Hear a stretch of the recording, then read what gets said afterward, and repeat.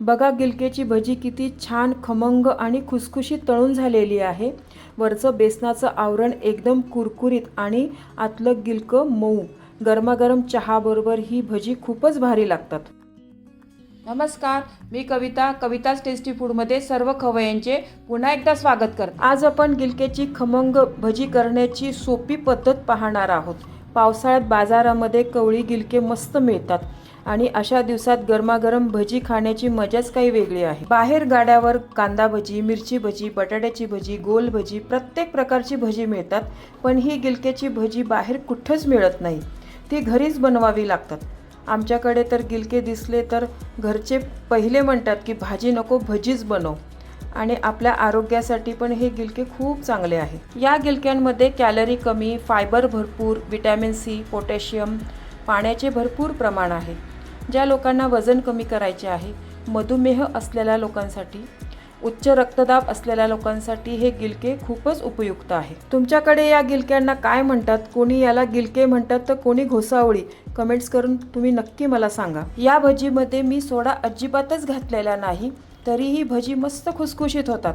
त्यासाठी गरम तेलाचे मोहन घालण्याची टिप मी या व्हिडिओमध्ये सांगितलेली आहे। बेसनाचं पीठ किती फेटायचं, गिलके तिरपी का कापायची आणि फोडींना मीठ का चोळायचं हे नीट लक्षात ठेवा। हीच या भजीची खरी गंमत आहे। रेसिपी नेहमीप्रमाणे खूप साधी व सोपी आहे। भरपूर टिप्ससह तुमच्याबरोबर शेअर केलेली आहे। कुठेही स्किप न करता पूर्ण पहा। तुम्ही या चॅनलला अजून सबस्क्राईब केले नसेल तर जरूर सबस्क्राईब करा, ते निशुल्क आहे। चला तर मग ही खुसखुशीत गिलक्याची भजी कशी करायची ते पाहूया। यासाठी लागणारं साहित्य, इथे मी 2 कवळी गिलके घेतलेली आहे, 1 कप बेसन, 2 चमचे तांदळाचं पीठ, कोथिंबीर, हळद, ओवा, हिंग, जिरे, आलं, मिरची, लसूण, मीठ। फार कमी साहित्य लागतं ही भजी बनवण्यासाठी। घरचं बेसिकच सामान घेतलेलं आहे बघा। भजीसाठी एक छोटंसं वाटण तयार करूया। त्यासाठी मिक्सरच्या भांड्यामध्ये मी लसूण मी इथं गावरान लसूण घेतला आहे ना, त्यामुळे तुम्हाला जास्त वाटत असेल। फार बारीक आहे ना लसूण, मोठा असेल ना तर एक 4 ते 5 कुड्या मोठ्या घ्या तुम्ही लसणाच्या।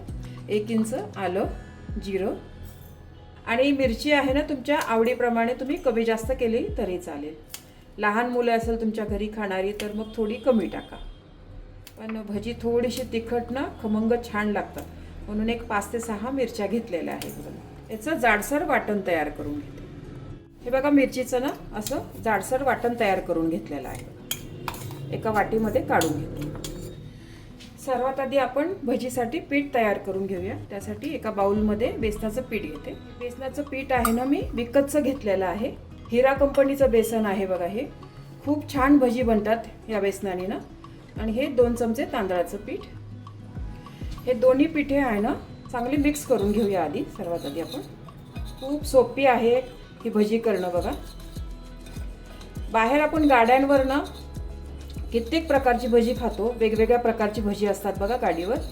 कांदा भजी, मिरची, बटाट्याची, गोल भजी, पण ही भजी ना बाहेर कुठेच मिळत नाही बघा। ही आपल्याला घरीच बनवावं लागतात भजी, बाहेर कुठेच मिळत नाही ही भजी, पण चवीला खूप छान लागतात। हे पीठ आहे ना चांगलं एकजीव केलेलं आहे। याच्यामध्ये ना आता आपण थोडं थोडं पाणी घालून पीठ तयार करूया। थोडं थोडंच पाणी घाला तुम्ही, एकदम जास्त पाणी नका घालू, कारण बेसनाला ना जास्त पाणी नाही लागत। आणि एकदम जास्त पाणी घातलं ना तर मग गुठळ्या होतात बेसनामध्ये। असं थोडं थोडं घातलं ना बघा, गुठळी अजिबात होत नाही आहे बेसनामध्ये। थोडं थोडं पाणी घालून हे पीठ आपल्याला छान भिजवून घ्यायचं आहे। आणि हे पीठ आहे ना आपल्याला एक 2 ते 3 मिनटं चांगलं असं फेटून घ्यायचं आहे। याच्यामध्ये ना आपण अजिबात सोडा घालणार नाही आहे, बिना सोड्याची बनवणार आहोत ही भजी, त्यामुळं चांगलं असं फेटून घ्या व्यवस्थित, म्हणजे हे पीठ आहे ना फेटल्यावर चांगलं हलकं होईल। पीठ थोडंसं घट्ट वाटतंय मला, थोडं पाणी घालते मी। एकूण किती पाणी लागलं ना मी शेवटी तुम्हाला सांगणार आहे। पाणी तुम्हाला थोडं कमी जास्त लागू शकतो, हे तुमच्या बेसनाच्या क्वालिटीवर पण असतं। हे छान एक 2 मिनटं ना मस्त फेटून घेते। 2 ते 3 मिनिट बघा, हे पीठ आहे ना चांगलं मी फेटून घेतलेलं आहे। पिठाचा ना कलर पण बदललेला आहे, असं आहे बघा हे पीठ। याच्यामध्ये आपण आता मसाले घालूया. ही आलं लसूण मिरची आणि जिरेची पेस्ट, ओवा ना असा हातामध्ये चोळून घाला. ओवा आणि हिंग ना जरूर घाला या भजीमध्ये. बेसन आपल्याला बाधू नये म्हणून हे गरजेचं आहे. हळद थोडीशी, थोडी कोथिंबीर आणि चवीपुरतं मीठ. बस, काही जास्त मसाले नाही आहे बघा. आणि पटकन बनतात ही भजी. आपल्याला खाण्याची इच्छा असेल ना 10 मिनिटात तयार होतात ही भजी बघा. हे सर्व मसाले घातलेले आहे ना, हे घालण्याच्या आधी तुम्ही पीठ आहे ना चांगलं फेटून घ्या. म्हणजे पाण्याचा वगैरे ना चांगला आपल्याला अंदाज येतो. हे माझ्या अनुभवातनं मी सांगते आहे.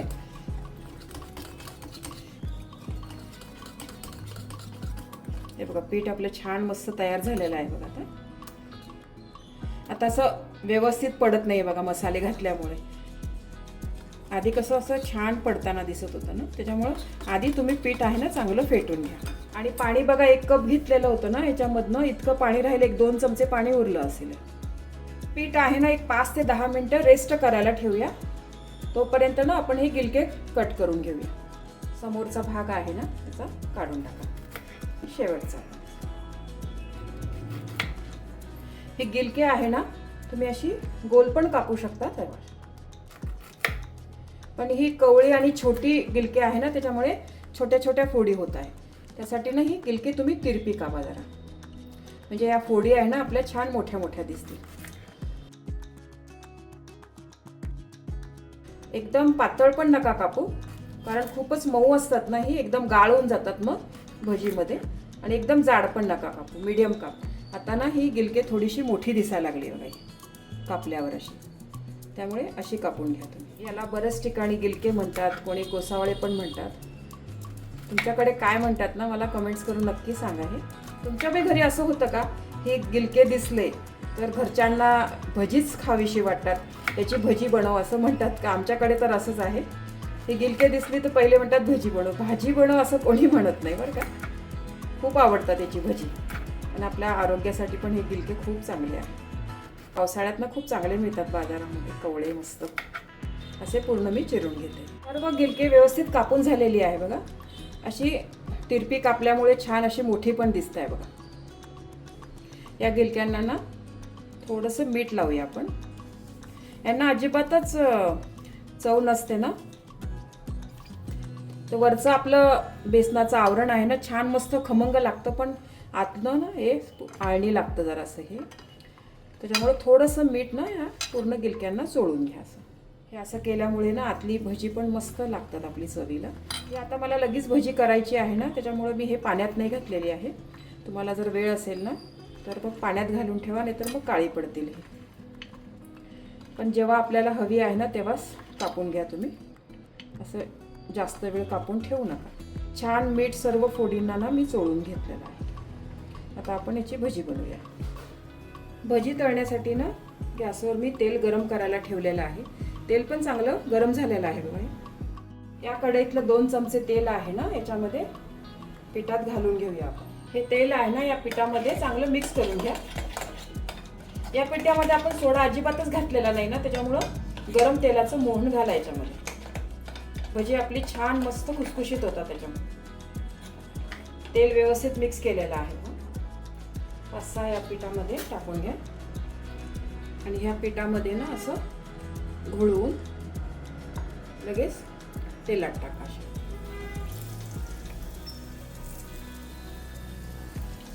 सुरुवातीला गॅस आहे ना मोठा ठेवा, नंतर आपण याला मीडियम गॅसवर मग तळून घेऊया. गॅस मी आता मीडियम केलेला आहे.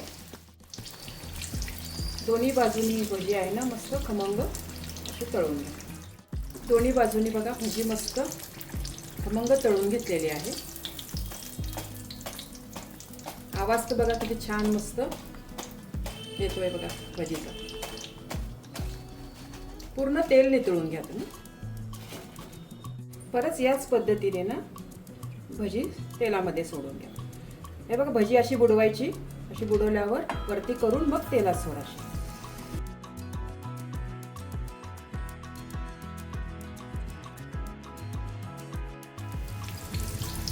भजी आपण तेलात सोडतो ना त्यावेळेला गॅस फुलच राहू द्या. कारण भजीमध्ये ना पाणी बऱ्यापैकी असतं. आता मी गॅस मिडियम करते. भजीबरोबर मिरच्या तर पाहिजेच. हे बघा मिरच्या आहे ना, मी भजीबरोबर तळून घेते. याला ना मधनं मी कट मारून घेतलेला आहे. अशा तळलेल्या मिरच्या, भजी आणि गरमागरम आल्याचा वाफाळलेला चहा खूप भारी लागतं बघा चवीला. हा पण घाणा आपला तयार झालेला आहे. काढून घे. मस्त कुरकुरीत गिलक्याची भजी तयार झालेली आहे. भजी एकदम मस्त खस्ता झालेली आहे बघा आतनं. गरमागरम आल्याच्या चहाबरोबर या पावसाळ्यामध्ये नक्की करून बघा माझ्या या पद्धतीने भजी तुम्ही. तुम्हाला ही रेसिपी आवडली असेल तर तुमच्या मित्रमैत्रिणी आणि नातेवाईकांबरोबर शेअर करा. व्हिडिओला लाईक करा व चॅनलला सबस्क्राईब करा. रेसिपीला कमेंट्स करा. तुमच्या कमेंट्स वाचायला मला फार आवडतात. तुमच्या लाईक्स आणि कमेंट्समुळे माझा उत्साह वाढतो आणि नवनवीन व्हिडिओ बनवण्यासाठी प्रोत्साहन मिळते. त्याचबरोबर तुम्ही मला फेसबुक, इंस्टाग्राम आणि पिनइंटरेस्टवर देखील फॉलो करू शकतात. त्यांची लिंक डिस्क्रिप्शन बॉक्समध्ये दिलेली आहे. तुम्ही ही रेसिपी कोणत्या गावातून पाहताय तेही सांगा. तर पुन्हा भेटूया एका नवीन रेसिपीसह. तोपर्यंत मस्त खा, काळजी घ्या. धन्यवाद.